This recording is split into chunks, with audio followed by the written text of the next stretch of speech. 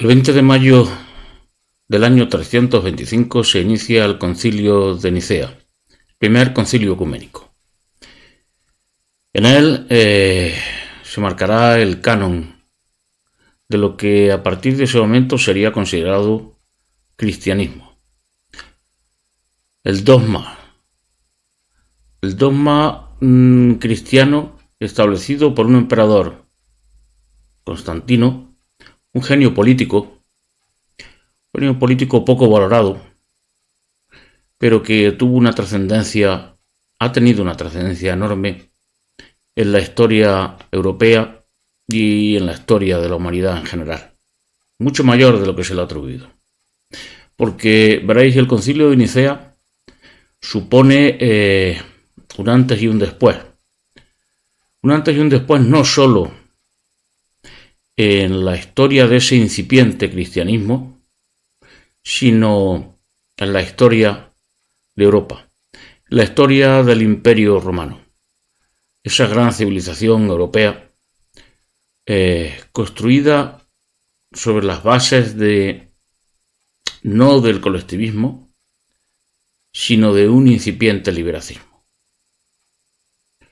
Porque poco antes de 60 años después de este concilio de Nicea, Teodosio I el Grande impone ese cristianismo construido, definido y establecido en el Concilio de Nicea como la única religión permitida en el Imperio Romano. Si el Concilio de Nicea es impulsado por Constantino para conseguir que ese flanco religioso estuviera cubierto en el sentido de unificar también las creencias de esa potencia ideológica que emergió en ese mismo concilio, y de este modo dar cobertura a la unidad del imperio, mantenimiento de una unidad sustentada no en la libertad, tal y como había venido siendo costumbre en la Roma desde sus inicios, en esa Roma republicana. No era la tolerancia lo que iba a imponerse. En el Concilio de Nicea iba a imponerse una idea monolítica, un dogma de aquello que era cristiano y aquello que no era cristiano. En palabras del propio Constantino, el Concilio de Nicea iba a suponer una renovación del mundo. Bien, traduciendo esa frase a nuestra terminología actual, el significado es escalofriantemente significativo. Ahora diríamos que aquel concilio iba a suponer un reseteo del mundo. A partir de ese concilio, efectivamente el mundo occidental, se renueva en torno a un nuevo credo, a una nueva doctrina, a una nueva creencia, finalmente a una nueva religión. Se declaran heréticas todas las otras opciones cristianas muy diversas, profundamente enriquecedoras, que habían surgido de ese fenómeno espontáneo en gran medida que fue el cristianismo primitivo. Cristianismo primitivo fuera del mundo judío, porque ese cristianismo fuera de ese mundo judío iba a dar los frutos de una revolución que ha venido siendo ocultada, tergiversada, destruida en su raíz desde este concilio de Nicea. Nicea constituyó un extraordinario trabajo político que configuró una nueva religión sustentada en la censura, la exclusión de diferentes versiones cristianas y finalmente la construcción o la deconstrucción y posterior construcción del mensaje y la propia figura de Jesús, que quedaba así convertida en dogma. En el Concilio de Nicea no solo quedan proscritos como heréticos otras vertientes cristianas, otros modos de entender la figura de Jesús, como era el arrianismo. Los arrianos se convierten en heréticos, pero no solo los arrianos, también los gnósticos. Y muchos de los libros que estaban presentes en esa tradición cristiana inicial quedan proscritos y en gran parte destruidos. Pero no solo el arrianismo o el gnosticismo, sino fenómenos tan interesantes como el protagonizado por Marción, que consideraba que Jesús no era hijo de Yahvé. No era hijo de Yahvé porque no podía serlo, porque su mensaje, el mensaje de Jesús, era radicalmente opuesto a las obras relatadas en la Torá, en el Antiguo Testamento, en lo que luego sería el Antiguo Testamento, de un Dios terrible, sanguinario, vengativo, que llegó no solo a asesinar niños en Egipto, pobres niños inocentes, para aterrorizar al faraón, inaugurando así por primera vez eso que ahora llamamos terrorismo, para aterrorizar al faraón y con el terror conseguir una victoria política de un pueblo que escapa de Egipto. No solamente hace esto, sino que es un Dios que simplemente para ganar una apuesta con Satanás mata a los hijos de Job. Sí, Job. Una apuesta en la que Yahvé defendía que Job no le era fiel porque Yahvé lo había colmado de bendiciones, sino que si le quitaba esas bendiciones, Job le seguiría siendo fiel. De esta manera tortura a un pobre hombre, a lo que parecía ser un buen hombre, para ganar la apuesta, esa apuesta con otro Dios, o si se quiere desde dentro de la tradición monoteísta hebrea, con Satanás, con el demonio, con la representación del mal absoluto. Marción decía: es imposible que este Dios que llevó a cabo eso que ahora temen tantos, entre ellos tantos cristianos, que es que se produzca un exterminio masivo de gran parte de la humanidad. Pues bien, Yahvé llevó a cabo ese exterminio masivo de toda la humanidad, menos un pequeño grupo de escogidos, Noé y su familia. El Apocalipsis lo dice exactamente igual, que esto va a suceder así. Apenas 140 y tantos mil sobrevivirán al próximo exterminio. Solo esos 140 y tantos mil, los elegidos por Yahvé, los marcados con su sello, sobrevivirán. Para Marción, Jesús no era el hijo de ese Dios, de Yahvé, de ese Dios terrible, que era más semejante al demonio, a Satanás, al mal personificado, que al verdadero Dios, al que para Marción era el verdadero Dios y para todos los cristianos, que era un Dios de amor. Para Marción, Jesús era hijo, y esto es muy interesante, de un Dios desconocido y extraño. que solo Jesús conocía. Solo Jesús conocía a su Padre, al Dios creador.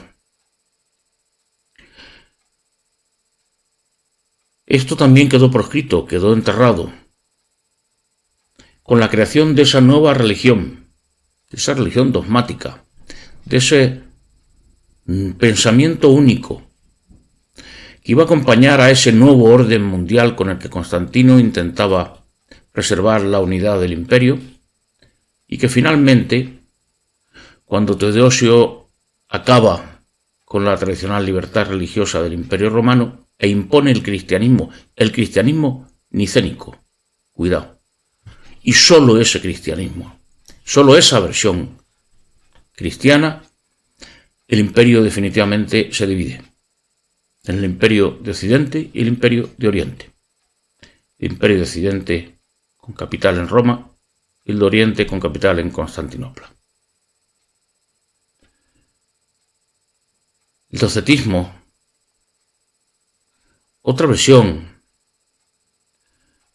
cristiana que quedó laminada en el Concilio de Nicea, pensaba que Jesús no era una figura real, no era alguien real de carne y hueso, sino que era un dokein, lo que en griego significa aparición, fantasma, ilusión. Hoy diríamos que los docetistas, en terminología actual, estaban hablando de Jesús como un avatar.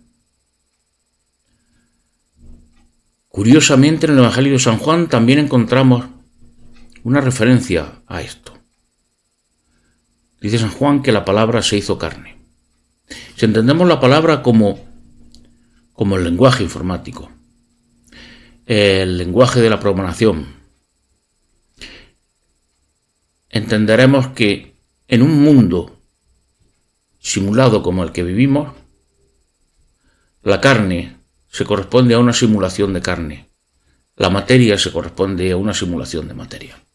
Y en esa simulación de materia aparece el avatar de alguien, que era en este caso Jesús,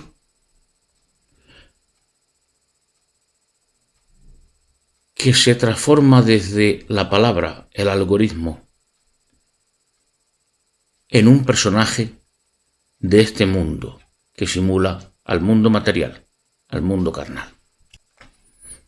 Encontramos en ese momento trascendente para la historia algo muy similar a lo que ahora está ocurriendo. Diferentes nombres, con diferentes personajes que parecen oponerse o favorecer a lo que sería equivalente a aquella renovación del mundo de la que hablaba Constantino, aquel reset, aquel establecimiento ¿de qué? De un pensamiento único, en el que se sustentaba un nuevo orden hasta entonces desconocido en el Imperio Romano, nuevo orden de un totalitarismo, de una intransigencia, nuevo orden de una unidad establecida en torno ¿a qué? Al colectivismo, no a la tolerancia, no al respeto a unas leyes y a unas tradiciones romanas, dentro de las cuales cabía cualquier creencia, cualquier costumbre de cualquier pueblo que integraba ese imperio romano. Ese nuevo orden se establece como la unidad basada en algo monolítico. Y todo aquello que sucedió entonces nos recuerda extraordinariamente lo que ahora está sucediendo. Bien, se quiere establecer un nuevo concilio de Nicea, que podríamos establecerlo como el concilio de Dava. En él se expresa, o alrededor de él, se expresa un credo nicénico, en este caso es el credo de la Agenda 2030. Una agenda que, por cierto, es muy posible que se adelante ¿a qué año? Al 2025.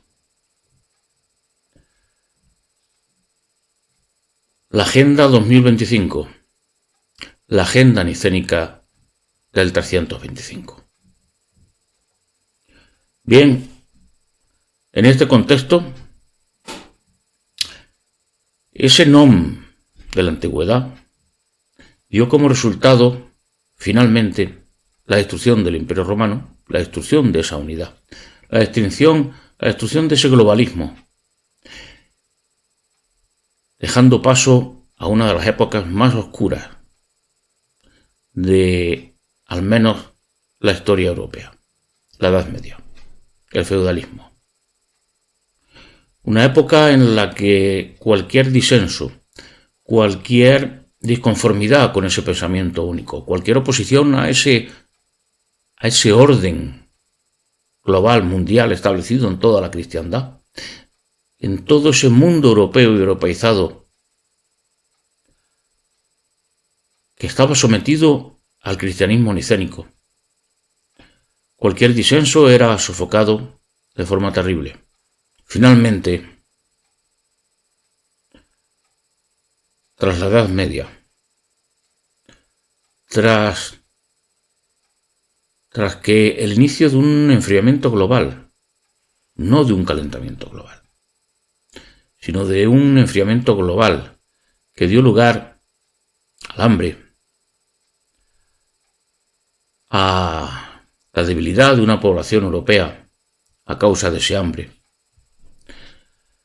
a que esa población europea se viera diezmada por una pandemia, la peste negra, y a que esa reducción de población de repente tuviera como efecto colateral, trascendental, el hecho de que los individuos, las personas concretas, ahora menos numerosas, adquirieran un valor que antes de este suceso no tenían. El individuo en Europa se revaloriza, y en torno a esa revalorización del individuo surge el Renacimiento. La vuelta a los valores clásicos, a la Grecia, al Imperio Romano, a esa Grecia y ese Imperio Romano caracterizados por la tolerancia, la libertad.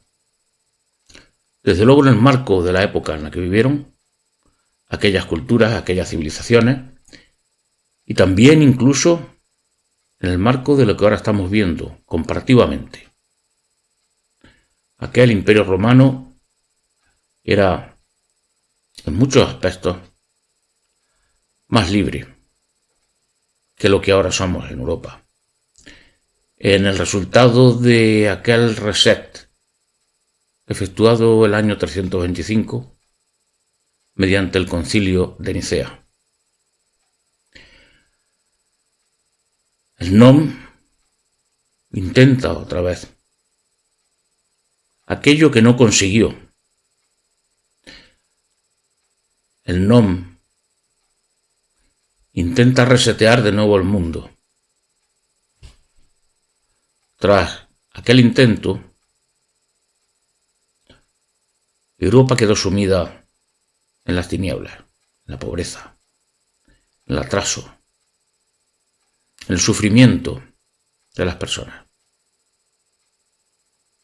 Esto es lo que nos anuncia ahora ya directamente este nuevo intento de reseteo, este nuevo intento de orden mundial, de establecer una nueva normalidad que es idéntica a la que trajo como resultado aquel nom. La pobreza, la servidumbre. No tendrás nada y serás feliz. Directamente esto ya hace referencia a la esclavitud, a la anulación del principio de propiedad privada, consustancial a la libertad individual. Esa libertad individual que empezó a reconquistarse desde el momento en que se retornó al momento anterior a ese concilio de Nicea. A ese momento en el que en el Imperio Romano aún no existía un nom, sino que era un marco político dominado efectivamente por las costumbres y las leyes romanas, el derecho romano, en el que convivían multitud de pueblos. multitud de religiones, multitud de concepciones diferentes de la vida. Así, la figura de Jesús, de ese Jesús revolucionario, quedó completamente laminada en torno a la creación de una religión artificial, construida bajo criterios políticos, construida bajo los criterios del poder, de ese nombre. La figura de Jesús queda completamente distorsionada y su mensaje exactamente igual. Se reivindica ese mensaje, pero para construir un mundo colectivizado, totalitario, un mundo de imposición, un mundo en el que el pensamiento único, al igual que en esas sociedades de ese nom de Nicea, sin Dios, como es el socialismo, el nacional y el internacional socialismo, ese pensamiento único que acaba con el individuo, con la libertad individual. No es otra cosa. Y para eso se destruye al individuo como identidad, se le desposee de su identidad, de su capacidad para pensar libremente, de su derecho a la disidencia y algo muy importante, de que la unidad de la sociedad, de la comunidad, se sustente no en un dogma, no en un pensamiento único, no en una imposición, sino precisamente en la lealtad que nace de esa posibilidad de disentir, en la lealtad hacia una comunidad en la que vas a ser más libre y por tanto tendrás oportunidad de luchar por tu felicidad más que en ningún otro tipo de sociedad. La figura de Jesús queda completamente laminada, absolutamente laminada. De la misma manera que ahora esta agenda, este nuevo credo de Nicea, la Agenda 2030, utiliza el mensaje de Jesús para falsearlo, dándole otro sentido, otro significado, desposeyéndolo de todo aquello que supone libertad individual. Porque el interés de Constantino no era una religión liberadora, como era el cristianismo hasta ese momento. No era una religión de la libertad, como era el cristianismo hasta ese momento. El interés de Constantino estaba en unificar, en salvar al imperio de su disolución, y para eso lo intentó mediante una imposición, Nicea, el credo nicénico. Ahí se destruye la esencia del cristianismo. Ahí se destruye la esencia de este mensaje, incluso de esta figura que fue Jesús. Se destruye y se utiliza para colectivizar, para sumir en la servidumbre, para someter a ese no solo a los cristianos, sino luego ya al resto de todos los europeos y de todos aquellos territorios que se europeizaron, en donde se propagó y a donde se llevó este cristianismo nicénico. Pues bien, la figura de Jesús cobra ahora especial importancia para rescatarla de ese de esa manipulación, de esa tergiversación que supuso Nicea, de esa imposición que supuso Nicea. La figura de Jesús y el mensaje de Jesús, ese mensaje liberador, ese mensaje salvador, en el que viene a salvarnos de la esclavitud, de eso precisamente que luego significó Nicea, el cristianismo nicénico, para salvar a la humanidad de la servidumbre, de su condición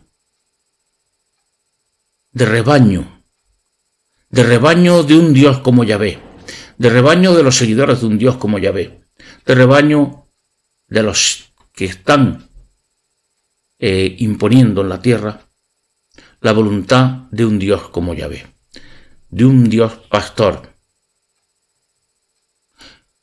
de un emperador Constantino, de un emperador Teodosio.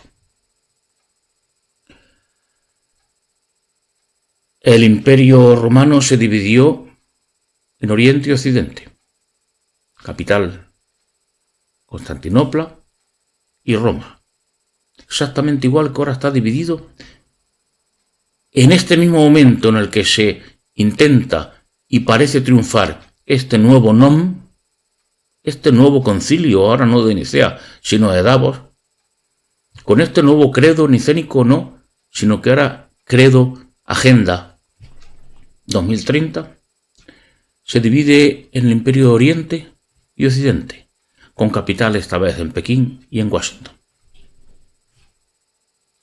Parece que las cosas se repitieran porque hay una especie de maleficio histórico, pero no es así.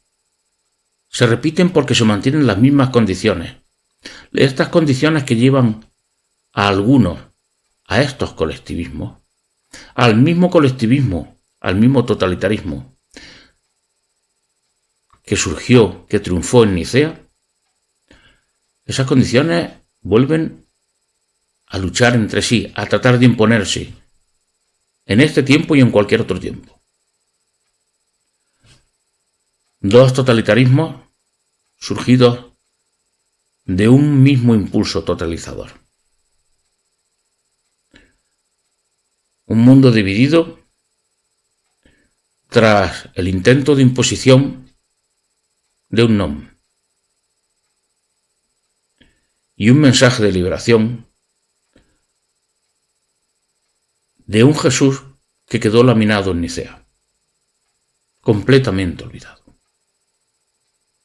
Olvidado y transformado en instrumento de poder, en instrumento de dominación, en instrumento de indefensión, que propagó entre el mundo europeo y europeizado. ¿El qué? Esa indefensión, ese sometimiento, esa actitud de corderos, de rebaño. Finalmente, la cultura de un masoquismo sublimado como una especie de supremacismo moral. Un masoquismo sublimado en no tendrás nada y serás feliz. Jesús fue alguien que vino aquí como un avatar. La palabra se hizo carne. Los docetistas hablaban de que era una ilusión, una especie de fantasma, alguien que parecía aquí real, pero que no era real. Un avatar. Un avatar que se transformó en alguien como nosotros, en personajes de un mundo simulado, de un mundo gobernado por la informática, de un mundo digitalizado en forma de quantum, sometido a un programa algorítmico. Jesús fue un personaje que vino a liberar a la humanidad. Asumió una misión prácticamente suicida. En un momento determinante, en una plenitud de los tiempos. Y esa figura generó un movimiento tremendamente esperanzador.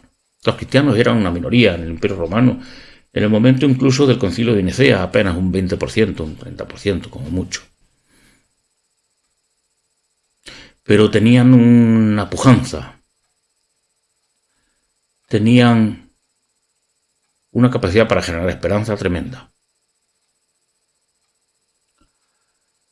Jesús fue un avatar, alguien que vino aquí a liberar a los humanos y quedó enterrado en toneladas y toneladas de propaganda colectivista, de propaganda totalitaria. Quedó enterrado por un nuevo orden mundial establecido en Nicea. Ese nuevo orden mundial que ahora quiere volver a repetirse. ¿Y sabéis por qué quiere volver a repetirse? Porque, de nuevo, ese cristianismo sustentado en el Jesús liberador ha vuelto.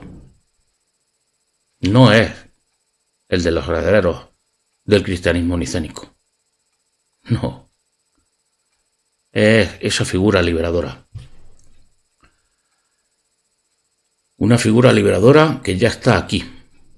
No es el Mesías judío. El Mesías judío es un rey. A los reyes judíos no les ponían una corona, los ungían con aceite. Por lo tanto, Mesías, que significa ungido, está haciendo alusión a un rey, a una figura política. Sí, religiosa también. De ese terrible Dios Yahvé. Mesías judío viene a decir que la confederación Yahvé, este colectivismo, esta superpotencia colectivista llamada o identificada con las siglas de Yahvé, siglas de las que desconocemos su significado, pues va a triunfar. Y va a triunfar gracias a un personaje, este Mesías, que será un rey y quien pondrá su dominio sobre todo el mundo. Los colectivistas siempre buscando el nuevo orden mundial, la dominación global, la destrucción de cualquier disidencia, de cualquier libertad individual. Y ahora Xenón de nuevo se intenta. Se repite el concilio de Nicea para laminar, para distorsionar, para destruir un nuevo intento de liberación, para que ese avatar de Jesús, de esos nuevos Jesús que están ya aquí en la tierra, no pueda lograr su misión. La misión de liberar a la humanidad de la esclavitud, de ese pecado original que no consistió en liberarse y salir del Edén, en comer del árbol de la ciencia, del bien y del mal, en pensar por sí mismo. No.